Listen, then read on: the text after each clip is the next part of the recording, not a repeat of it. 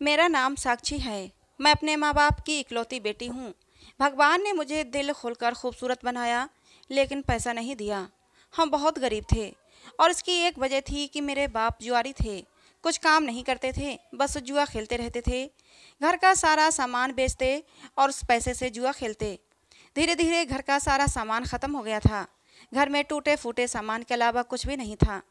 कभी कभी तो हमें भूखे पेट ही सोना पड़ता था। शुरू शुरू में मेरी माँ ने मेरे पापा को समझाने की बहुत कोशिश की। आपस में दोनों की लड़ाई भी होती रहती थी, लेकिन मेरे पापा मेरी मम्मी की एक नहीं सुनते थे।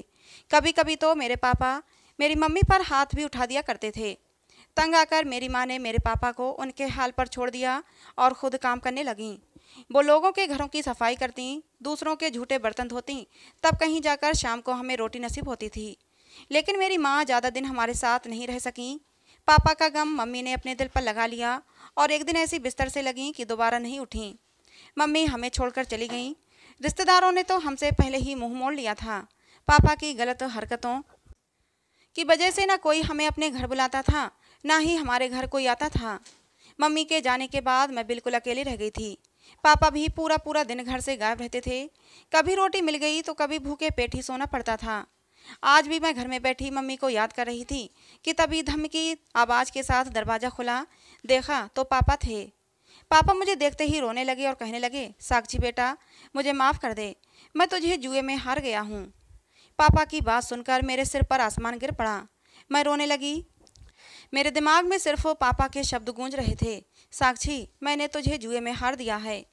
पापा कुछ और भी कह रहे थे, मुझे माफ़ कर दो, बाहर कुछ लोग तुम्हें लेने के लिए खड़े हैं, तो तुम उनके साथ चली जाओ। मैंने अपने पापा को खूनी नज़रों से देखा और बोली, पापा, मैं सोच भी नहीं सकती थी कि तुम अपनी बेटी को जुए में हार दोगे। तुम बाप नहीं कसाई हो। मुझे तुमसे नफरत है। पापा, मैं दोबारा तुम्हारी शक्ल भी नहीं देखना चाहती। मेरे पापा मेरे सामने हाथ जोड़े खड़े मुझसे माफ़ी मांग रहे थे, साथ ही साथ वो रो भी रहे थे। लेकिन मुझे उनके रोने की कोई परवाह नहीं थी। उन्होंने मेरे साथ अच्छा नहीं किया। अपनी सगी बेटी को जुए में हार बैठे। अगर जुआ ही खेलना था तो बेटी को दांव पर लगाने की क्या ज़रूरत थी। तभी बाहर दरवाजे पर जोर जोर से खटखट की आवाज़ें आने लगीं। बाहर वही लोग दरवाज़ा पीट रहे थे जिसने जुए में मुझे जीता था, और वो कह रहे थे, जल्दी करो, हमारे पास समय नहीं है, वरना हम लोग दरवाज़ा तोड़कर अंदर आ जाएंगे। मैंने नफरत भरी नज़र पहले दरवाजे पर डाली और फिर अपने पापा पर डाली।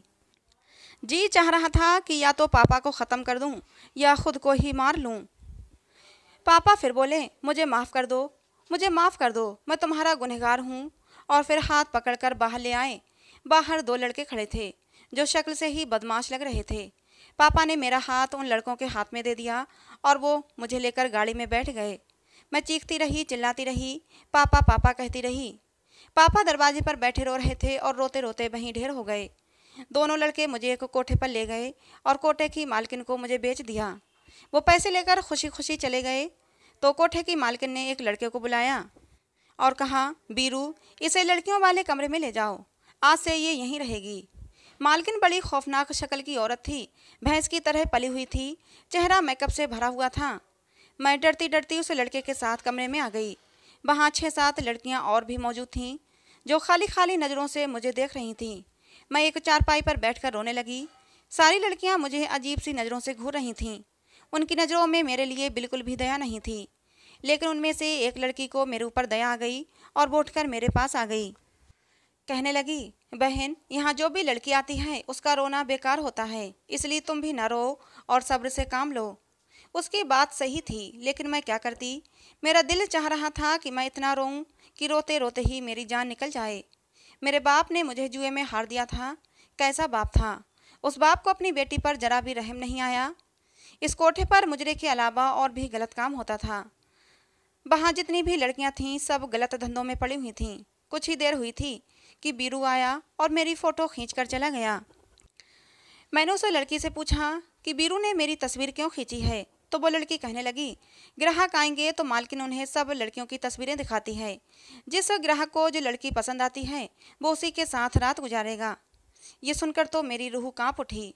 सोच कर ही मुझे घिनाने लगी। रात हुई तो बीरू कमरे में आया और एक लड़की का नाम पुकारा, मीना, आ जाओ। मीना नामी वो लड़की बीरू के साथ चली गई और मैं थर थर काँपती रह गई। मुझे बहुत डर लग रहा था। बीरू दोबारा आएगा और मेरा ही नाम पुकारेगा। मैं दिल ही दिल में भगवान से अपनी इज्जत की भीख मांग रही थी कि मेरी बारी ना आए। थोड़ी देर के बाद वो आया और लड़कियों का नाम पुकारता चला गया। अपना अपना नाम सुनकर हर लड़की बीरू के साथ चली जाती। धीरे धीरे करके आखिर में मैं बच गई। अब तो मुझे पक्का यकीन हो गया कि इस बार बीरू मुझे ही लेकर जाएगा, और इस ख्याल से ही मैं कांप उठी थी। किसी गैर मर्द के पास जाने के ख्याल से ही मुझे घिन आ रही थी। सारी रात गुजर गई लेकिन मेरे लिए ग्राहक नहीं आया, तो मैंने भगवान को धन्यवाद किया कि उसने मेरी इज्जत बचा ली। मेरे भगवान की मेरे ऊपर बहुत कृपा थी कि मेरी इज्जत सही सलामत बची रही। अनजान जगह थी इसलिए रात भर मुझे नींद भी नहीं आई, और फिर हर पल ये डर भी लगा रहता था कि कहीं बीरू मेरा नाम ना पुकार ले। इसीलिए मुझे रात भर नींद नहीं आई थी। सुबह हुई तो सारी लड़कियां बारी बारी आकर अपने अपने बिस्तर पर सो गईं। सारी रात जागने की वजह से मुझे भी नींद आ रही थी, इसलिए मैं भी सो गई। दोपहर के 2 बजे का समय था जब बीरू ने आकर सभी लड़कियों को जगाया, लेकिन बीरू ने मुझे नहीं जगाया। पता नहीं क्यों। शाम हुई तो मालकिन कमरे में आई और बहुत ही गुस्से से बोली, रात को किसी लड़की की तबीयत खराब थी। हम सब लड़कियों ने एक दूसरे की तरफ देखा। तभी एक लड़की ने मेरी तरफ इशारा करके बताया तो मालकिन मेरे पास आई और मुझे ऊपर से नीचे तक गौर से देखने के बाद बोली, देखो लड़की, मैंने तुम्हें भारी कीमत देकर खरीदा है, इसलिए तबीयत की खराबी का बहाना नहीं चलेगा। तुमने हमेशा यहीं रहना है और मैं जो कहूँगी वो तुम्हें करना पड़ेगा, वरना तुम्हारे लिए अच्छा नहीं होगा। तुम्हारी भलाई इसी में है कि रोना धोना छोड़ दो और अपने घर को भूल जाओ। मैंने उस औरत के सामने हाथ जोड़ दिए और उसकी मिन्नतें करने लगी, भगवान के लिए मुझे यहाँ से जाने दो। मैं इस टाइप की लड़की नहीं हूँ, मैं इज्जतदार घराने से ताल्लुक़ रखती हूँ। मालकिन गुस्से भरी नज़रों से मुझे घूरने लगी, फिर सब लड़कियों की तरफ देखकर कहने लगी, ये सारी लड़कियाँ भी इज्जतदार घराने से ताल्लुक़ रखती थीं। बस मुझे और कुछ नहीं कहना और सुनना है। आज रात बहुत ही स्पेशल ग्राहक आने वाला है। तुम सब लड़कियों में तुम सबसे खूबसूरत हो और कम उम्र भी हो। उसको भी खूबसूरत और कम उम्र लड़कियां पसंद हैं, इसलिए अच्छे से तैयार हो जाओ। बीरू तुम्हें नया सूट लाकर दे देगा। फिर वो दूसरी लड़कियों को भी अच्छे से तैयार होने की कहकर चली गई और मैं बिस्तर पर बैठकर फूट फूट कर रोने लगी। बीरू ने मुझे एक नया सूट लाकर दे दिया था, जिसे मैंने पहन लिया। मैं तैयार होना नहीं चाहती थी, लेकिन एक लड़की ने बताया कि जो लड़की मालकिन की बात नहीं मानती वो उसे कोड़े मारती है। मैं डर गई थी, तैयार होकर एक जगह पर बैठ गई। ये सच था कि वहाँ पर जितनी भी लड़कियाँ थीं, मैं उनमें सबसे ज़्यादा खूबसूरत थी और कम उम्र भी थी। इसलिए मैं जब तैयार होकर बैठी तो सब लड़कियाँ मुझे घूर घूर कर देख रही थीं। रात हुई और ग्राहकों का आना जाना शुरू हो गया। बीरू कमरे में आकर लड़की का नाम पुकारता और वो लड़की उसके साथ चली जाती। मालकिन की बात मेरे दिमाग में गूंज रही थी कि आज रात खास ग्राहक आ रहा है, उसे खूबसूरत लड़कियां पसंद हैं, शायद वो मुझे पसंद कर ले और मुझे उसके साथ रात गुजारना पड़े। मैं अंदर ही अंदर कांपती रही। समय गुजरता गया और सारी लड़कियां कमरे से चली गईं। उस रात भी ऐसा ही हुआ। सारी लड़कियां चली गईं और मैं रह गई। मैं सारी रात जागती रही, लेकिन बीरू मुझे बुलाने नहीं आया। मैंने फिर भगवान का धन्यवाद किया, उसने एक बार फिर से मेरी इज्जत बचा ली थी। सुबह हुई, सारी लड़कियां आकर फिर से अपनी अपनी जगह सो गईं। मुझे भी नींद आ रही थी। अब तो रोज़ ही यही होने लगा था। मेरी समझ में नहीं आ रहा था कि ग्राहक मुझे पसंद क्यों नहीं करते। एक तरह से तो ये मेरे लिए बहुत अच्छा था। बस मेरे दिमाग में ये बात ज़रूर आती थी कि मैं ही क्यों बच जाती हूँ, कोई मुझे क्यों नहीं बुलाता। मैं खूबसूरत भी बहुत थी, फिर भी मैं किसी को पसंद क्यों नहीं आती थी। मैं अपने ख़ानदान में सबसे खूबसूरत थी। मेरी कजिन्स मुझसे जेलस रहती थीं मेरी खूबसूरती की वजह से। हालांकि मेरे बाप की गलत हरकतों की वजह से कोई रिश्तेदार हमारे घर नहीं आता था और मेरे बाप की गलत आदतों की वजह से ही अब तक मेरा कोई रिश्ता भी नहीं आया था। कभी कभी माता पिता के बुरे कर्म औलाद को भुगतना पड़ते हैं। उनकी काली करतूतों के दाग औलाद के दामन पर लग जाते हैं और यही काले दाग उनके रिश्ते में भी रुकावट बन जाते हैं। मेरी माँ तो बहुत अच्छी थी और बहुत ही सब्र वाली औरत थी, लेकिन मेरा बाप अच्छा नहीं था। मम्मी मुझे बताया करती थीं कि तेरे पापा शादी से पहले ठीक थे, शादी के बाद ही उन्हें जुए की लत लगी थी। जब घर का सारा सामान वो बेच चुके तो मम्मी के पैसों पर उनकी लार टपकने लगती थी। मम्मी जब इधर उधर काम करके पैसे घर लेकर आती तो पापा ज़बरदस्ती वो पैसे ले लेते और जुआ खेलने चले जाते।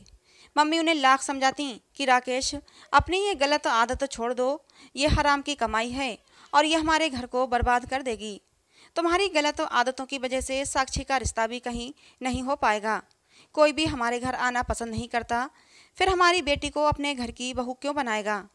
लेकिन मेरे पापा को कोई भी बात समझ नहीं आती थी। मम्मी ज़्यादा कुछ कहती हैं तो पापा मम्मी पर हाथ उठाते, उन्हें मारते पीटते। कभी कभी तो मुझे और मम्मी को पानी पीकर ही सोना पड़ता था। मम्मी के जाने के बाद मैं बिल्कुल अकेली रह गई थी, लेकिन मुझे बिल्कुल भी उम्मीद नहीं थी कि पापा मेरे साथ ये भी कर सकते हैं। अगर मुझे पहले से थोड़ी सी भी भनक लग जाती तो मैं वहाँ से भाग जाती, कहीं भी चली जाती, लेकिन उस घर में नहीं रहती। इस कोठे पर मेरा दम घुटता था। हर पल अपनी इज्जत की चिंता मुझे लगी रहती थी। मैं यहाँ से निकलकर भाग जाना चाहती थी। कभी कभी तो सोचती कि खुद को ख़त्म कर लूँ, क्योंकि इस ज़िंदगी से तो मौत अच्छी थी। लेकिन मरने से पहले मैं यहाँ से भागने की कोशिश ज़रूर करना चाहती थी, लेकिन यहाँ से भागना बहुत मुश्किल था। कोठे की मालकिन ने बाहर के गेट पर 2 पहलवान पहरेदार लगा रखे थे। 2 पहलवान दिन में पहरा देते, 2 पहलवान रात को पहरा देते। यहाँ से निकलने का मुझे कोई रास्ता नज़र नहीं आता था। धीरे धीरे मुझे यहाँ पर आए हुए 1 हफ्ता हो चुका था, लेकिन अभी तक मैं किसी भी ग्राहक को पसंद नहीं आई थी। मैं पूरी रात इसी डर में जागती रहती कि कहीं कोई मुझे पसंद न कर ले। लेकिन फिर पूरी रात निकल जाती और बीरू मुझे बुलाने नहीं आता। सुबह जाकर कहीं मेरी आंख लगती थी। कमरे की सारी लड़कियां भी हैरान थीं कि इतने दिन निकलने के बाद भी मैं किसी को पसंद क्यों नहीं आ रही थी। वो सारी लड़कियां मेरे बारे में कानाफूसी करने लगी थीं। मैं उन लड़कियों की बातों को सुनती और एक कान से सुनकर दूसरे कान से निकाल देती। जो कुछ हो रहा था मेरे लिए तो अच्छा ही हो रहा था, लेकिन मैं हैरान तो थी कि आखिर ये सब मामला क्या है। मुझे अपने घर की बहुत याद आती थी। रूखी सूखी मिलती थी, लेकिन वो रोटी इज्जत की रोटी होती थी। अपनी माँ को याद करके कभी कभी मैं चीख मार मार कर रोने लगती थी। जब भी मैं रोती तो बीरू मुझे दया भरी नज़रों से देखता था। बीरू को देखकर लगता था कि जैसे वो मजबूरी में यहाँ पर काम करता है, वरना मुझे वो बहुत ही भला इंसान लगता था। एक दिन मैंने सोचा क्यों ना मालकिन से बात करूं कि वो मुझे यहाँ से जाने दे। मैं यहाँ से जाकर कोई काम करूँगी और धीरे धीरे करके उसके सारे पैसे उतार दूँगी। लेकिन मेरी बात सुनकर मालकिन ज़ोर ज़ोर से हंसने लगी। मैं तुम्हें बेवकूफ़ नज़र आती हूँ जो तुम्हें यहाँ से जाने दूँ? तुम मेरे लिए सोने का अंडा देने वाली मुर्गी हो। बहुत बड़ी रकम देकर ख़रीदा है मैंने तुम्हें। इतनी आसानी से मैं तुम्हें कैसे छोड़ सकती हूँ? मैं रोती रही, उसकी मिन्नतें करती रही, उसके पैरों पर भी गिर पड़ी, लेकिन उसे मुझ पर दया नहीं आई। थक हार कर अपनी किस्मत को रोती हुई मैं कमरे में वापस आ गई।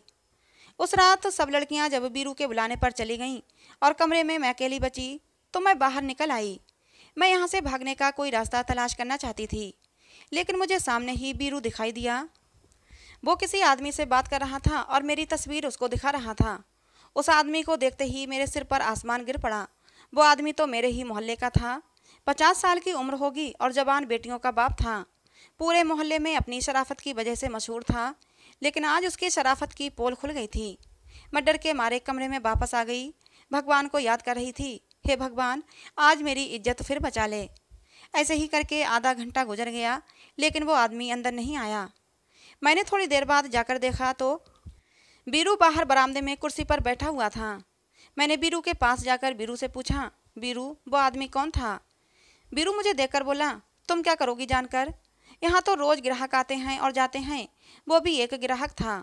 तुम्हारी तस्वीर दिखाई तो कहने लगा, मैं तो इस लड़की को जानता हूँ, ये लड़की यहाँ कोठे तक कैसे पहुँची?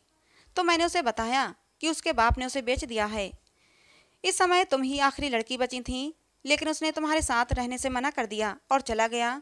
मैंने सुकून की सांस ली और पूछा, बीरू, उसने मेरे साथ रात क्यों नहीं गुजारी? बीरू ने मुझे गौर से देखा और कहने लगा, मुझे नहीं मालूम, बस थोड़ा सा इंतजार कर लो। बीरू ये कहकर चला गया। मैं भी कमरे में आ गई, लेकिन बीरू के ये शब्द, कुछ दिन इंतजार कर लो, मैं रात भर इसी के बारे में सोचती रही। आखिर किस बात का इंतजार करने को कह रहा था बीरू? पूरी रात इसी उलझन में गुजर गई, लेकिन समझ ना सकी। दिन ऐसे ही गुजरते जा रहे थे और मेरी इज्जत अब तक सही सलामत थी। मालकिन ने भी दोबारा मेरे बारे में पूछना जरूरी नहीं समझा था। ऐसे ही एक रात जब सारी लड़कियां चली गईं, तो मैं फिर कोठे से भागने के इरादे से कमरे से निकली, लेकिन बीरू शायद कमरे के बाहर पहरे पर रहता था। सामने ही वो मुझे फिर से दिखाई दे गया। इस बार भी वो किसी आदमी के साथ खड़ा था और इस बार भी वो अपने मोबाइल पर किसी की फ़ोटो दिखा रहा था। इस बार मैं उसके मोबाइल पर नहीं देख पाई कि किसकी फ़ोटो है, लेकिन उस फ़ोटो को देखते ही उस आदमी के चेहरे के एक्सप्रेशन बदल गए थे। मोबाइल पर फ़ोटो को देखकर वो आदमी बोला, मुझे मरने का कोई शौक़ नहीं, अगर तुम्हारे कोठे पर कोई दूसरी लड़की नहीं तो मैं कल आ जाऊंगा। इतना कहकर वो चला गया और मैं उलझन में वहीं खड़ी रही। मैं बीरू से पूछना ही चाहती थी, तभी वहां पर मालकिन आ गई और बीरू से पूछने लगी, हाँ बीरू, ग्राहक को नई लड़की पसंद आई कि नहीं? बीरू ने कहा कि नहीं मैडम जी, उसके पास पैसे कम थे और वो थोड़े पैसों पर ही लड़की के साथ रहने की जिद कर रहा था। मैं नहीं माना तो वो चला गया। मालकिन कहने लगी, तुमने ठीक किया, अभी तक उस लड़की को किसी मर्द ने नहीं छुआ है। मैं उसे किसी अमीर आदमी को पेश करूंगी तो वो मुझे ढेर सारे पैसे देगा। मालकिन की बात सुनकर मेरा दिल किया कि मैं उस पर झपट पड़ूं और उसका गला दबा दूं, लेकिन मैं ऐसा नहीं कर सकती थी।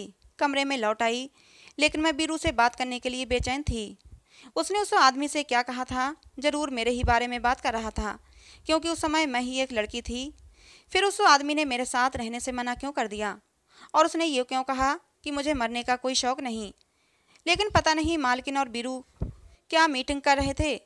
वो उसके साथ ही बैठी रही। मैं बार बार बाहर जाती, लेकिन बीरू के साथ मालकिन दिखाई देती तो मैं वापस कमरे में आ जाती। पूरी रात ऐसे ही गुजर गई और मैं बीरू से बात नहीं कर पाई। एक दिन मौका देखकर मैं बीरू के पास चली ही गई। मुझे देखते ही बीरू बौखला गया। उसने मेरे बाजू को पकड़ा और जल्दी से मुझे खींचता हुआ कमरे में ले आया और गुस्से से बोला, तुम पागल तो नहीं हो गई हो? बाहर क्यों आई? अगर तुम्हें मालकिन ने देख लिया होता तो तुम्हारी खैर नहीं थी।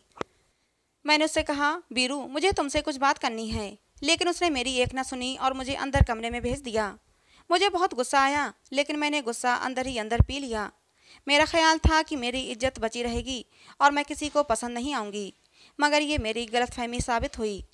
एक रात जब सब लड़कियां अपने अपने काम पर चली गईं तो मैं कमरे में अकेली रह गई कि तभी दरवाजे पर मुझे किसी की आवाज़ सुनाई दी। मैंने कान लगाकर सुनने की कोशिश की। बाहर एक लड़का कह रहा था, हाँ, मुझे यही लड़की पसंद है, मैं इसी के साथ रात गुजारना चाहता हूँ। ये सुनते ही मेरी जान निकल गई और मैं समझ गई कि आज रात मेरी इज्जत तार तार हो जाएगी। मैं खुद को भी मुंह दिखाने के काबिल नहीं रहूँगी।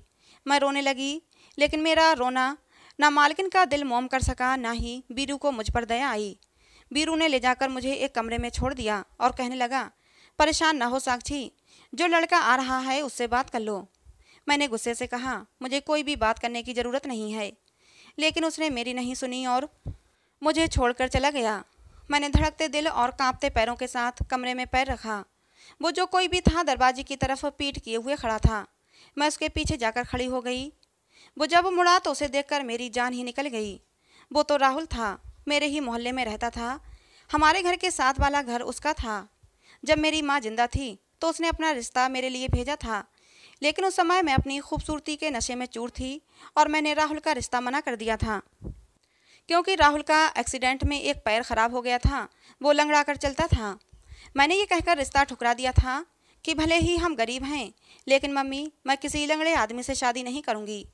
मम्मी ने उस समय मुझे बहुत समझाया था कि साक्षी, तेरे बाप की जो हरकतें हैं उन्हें देखते हुए ये रिश्ता बहुत अच्छा है, तू बहुत सुखी रहेगी। राहुल तुझसे बहुत प्यार करता है। और शायद ये सच था, राहुल मुझसे बहुत प्यार करता था।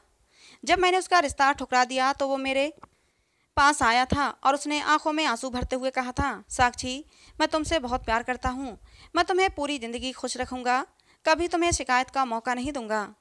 लेकिन मैंने उसकी नहीं सुनी थी। आज राहुल को अपने सामने खड़ा देखकर मेरे गुस्से की सीमा नहीं रही। मैं उस पर जोर से झपट पड़ी थी।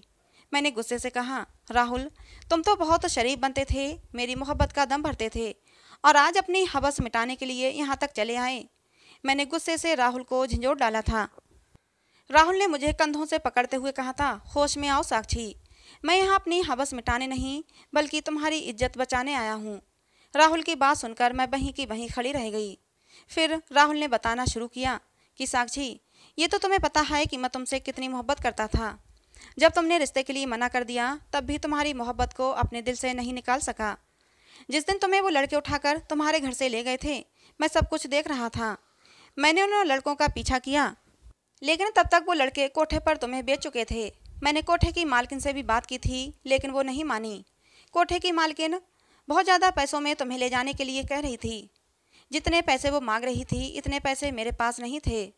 फिर मेरी नज़र बीरू पर पड़ी थी और मैं उसे देखकर हैरान रह गया था। मैं और बीरू एक ही क्लास में पढ़ते थे। गरीबी ने बीरू से ये काम करवाया और वो यहाँ पर नौकरी करने लगा था। जब मैंने बीरू से बात की तो बीरू ने मुझे विश्वास दिलाया था कि तुम्हारी साक्षी की इज्जत पर आँच नहीं आने दूंगा। तुम्हारे लिए जब भी कोई ग्राहक आता तो बीरू से कह देता कि इस लड़की को एड्स है, ये अपनी ज़िंदगी के आखिरी दिन काट रही है और इसीलिए कोई भी ग्राहक को तुम पसंद नहीं आती थी। धीरे धीरे करके दिन ऐसे ही गुजर रहे थे और तब तक मैं तुम्हें बाहर निकालने की तरकीब सोचने लगा था। मैं पैसों का इंतजाम करना चाहता था लेकिन नहीं कर पा रहा था। फिर बीरू ने ही मुझे ये आइडिया दिया कि तुम रात के अंधेरे में साक्षी को यहाँ से लेकर भाग जाओ। मैं तुम्हारे भागने का पूरा इंतजाम कर दूंगा और आज मैं तुम्हें यहाँ से निकालने आया हूँ। बीरू ने इस कोठे की मालकिन को चाय में नींद की गोलियां मिलाकर दे दी हैं, वो सुबह से पहले नहीं उठेगी। अब सारी परेशानी गेट पर पहरा देते पहरेदारों की है। मैं राहुल की बातें सुन रही थी और दिल ही दिल में शर्मिंदा हो रही थी। जिस इंसान को मैंने एक छोटी सी कमी के कारण ठुकरा दिया था, आज वो मेरी खातिर इतना बड़ा कदम उठाने आ गया था, यहाँ तक कि अपनी जान को भी जोखिम में डाल दिया था। मैं रोते हुए राहुल के गले लग गई और बोली, राहुल मुझे माफ़ कर दो जो मैं तुम्हारे प्यार को पहचान नहीं पाई। तुम बहुत अच्छे हो लेकिन मैं बहुत बुरी हूँ। मैं तो तुम्हारे प्यार के काबिल भी नहीं। मुझे माफ़ कर दो राहुल, मैं बहुत बुरी हूँ।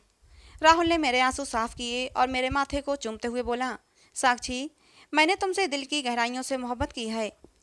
तुम्हारे इनकार के बाद भी मैं तुम्हारी मोहब्बत अपने दिल से निकाल नहीं पाया हूँ। आज भी मैं तुमसे उतनी ही मोहब्बत करता हूँ। तुम बिल्कुल भी परेशान मत हो, हम यहाँ से सही सलामत निकल जाएंगे और फिर देखना हमारी ज़िंदगी में कोई दुख नहीं, कोई परेशानी नहीं होगी। अभी हम ये बातें कर ही रहे थे कि तभी बीरू अंदर आया। उसने कहा कि मालकिन सो चुकी है, अब एक पहरेदार बाथरूम में है, एक को मैं बातों में लगा लेता हूँ, तुम जल्दी से निकल जाओ। मैंने बीरू को धन्यवाद दिया। मैंने कहा, बीरू मैं तुम्हारे एहसानों का बदला पूरी ज़िंदगी नहीं चुका सकती। बीरू ने मेरे सिर पर हाथ फेरा और कहा कि मैं जो कुछ भी करता हूँ मजबूरी में करता हूँ। मैंने तुम्हें अपनी छोटी बहन माना है और बहनें भाइयों के एहसान नहीं चुकाया करती बल्कि उन पर हक जताया करती हैं। बीरू की बात सुनकर मैं मुस्कुरा दी। बीरू ने कहा, अब जल्दी करो, हमारे पास ज़्यादा समय नहीं है। राहुल मेरा हाथ पकड़कर जल्दी से गेट की तरफ बढ़ गया। पहरेदार को बीरू ने अपनी बातों में लगा लिया और हम जल्दी से गेट पार कर गए। कोठे के बाहर निकलते ही मुझे ऐसे लगा जैसे मुझे नई ज़िंदगी मिल गई हो। मेरे पैर तो खुशी के मारे ज़मीन पर ही नहीं पड़ रहे थे। राहुल मेरा हाथ पकड़े चला जा रहा था और राहुल को देखकर मुझे ऐसा लग रहा था जैसे अब मेरी ज़िंदगी में कोई दुख नहीं, कोई डर नहीं, कोई परेशानी नहीं। राहुल का साथ मुझे सुरक्षा दे रहा था, ऐसी सुरक्षा जिसे तोड़कर समाज के गंदे भेड़िए अंदर नहीं आ सकते थे। राहुल मुझे लेकर अपने दोस्त के फ्लैट पर आ गया। मैंने राहुल से अपने पापा के बारे में पूछा तो राहुल ने एक ऐसी खबर सुनाई जिसे सुनकर समझ में नहीं आ रहा था कि दुख मनाऊं या खुशी मनाऊं। राहुल ने बताया कि तुम्हारे पापा ने तुम्हें बेचने के बाद भी अपने जुए की लत नहीं छोड़ी थी। एक बार कुछ जुआरियों का आपस में झगड़ा हो गया और वो तुम्हारे पापा को मारने लगे। मारते मारते तुम्हारे पापा के सर पर गहरी चोट लग गई तो वो भाग गए, लेकिन आसपास के लोगों ने तुम्हारे पापा को हॉस्पिटल में एडमिट करवाया, लेकिन चोट गहरी थी, तुम्हारे पापा बच नहीं सके और उनकी मौत हो गई। पापा की मौत की खबर से मेरी आंखों से आंसू की कुछ बूंदें गालों पर लुढ़क गई थीं, लेकिन मैंने उन्हें बहुत ही बेदर्दी से साफ कर दिया, क्योंकि ऐसे पिता से तो बिना पिता के होना ही अच्छा था। बाप तो अपनी बेटियों के लिए अपनी जान भी कुर्बान कर देते हैं, लेकिन मेरे बाप ने तो मेरी ही कुर्बानी दे दी। राहुल ने बताया कि उसकी नौकरी दूसरे शहर में लग गई है, इसलिए वो मुझे और अपनी माँ को साथ लेकर जाएगा। अगले दिन हम तीनों दूसरे शहर में आ गए, जहाँ बहुत ही सादगी से हमारी शादी हो गई। राहुल ने मुझे इतना प्यार और सम्मान दिया कि कभी कभी तो आंखों में खुशी के आंसू आ जाते। मेरी सास ने भी मुझे कभी माँ की कमी महसूस नहीं होने दी। तो दोस्तों, आज की हमारी ये कहानी आपको कैसी लगी कमेंट बॉक्स में ज़रूर बताना। कहानी पसंद आई हो तो प्लीज़ लाइक करना। ऐसे ही और कहानियों के लिए हमारे चैनल को सब्सक्राइब करना, बेल आइकन को ज़रूर प्रेस करना दोस्तों, जिससे कि हर नई कहानी की अपडेट सबसे पहले आपको मिले। कहानी को अंत तक सुनने के लिए आप लोगों का बहुत बहुत धन्यवाद दोस्तों। मिलते हैं अगली किसी नई कहानी में।